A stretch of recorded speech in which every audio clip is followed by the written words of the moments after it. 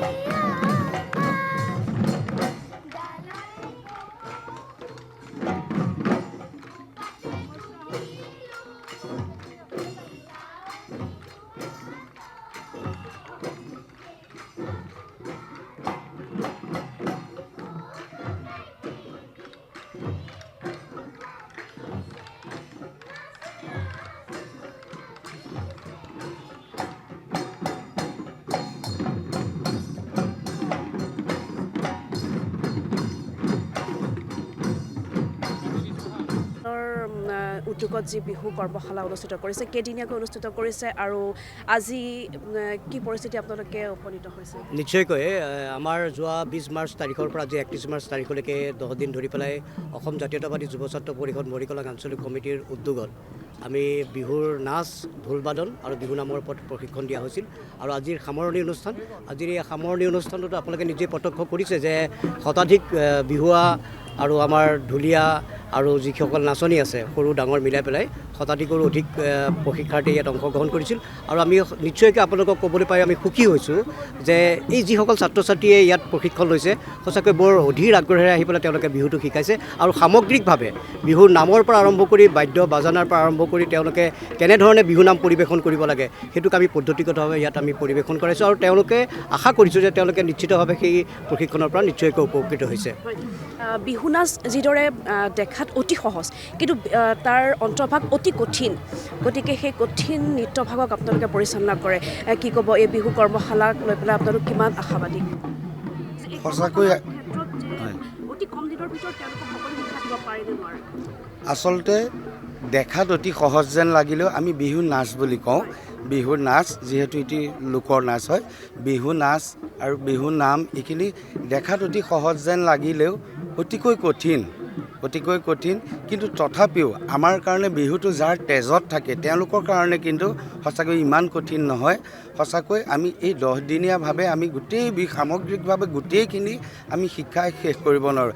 আমিও বৰ্তমান শিকি আছোঁ, আজি আমি প্ৰশিক্ষক হ'লেও আমিও আজিও শিকি আছোঁ।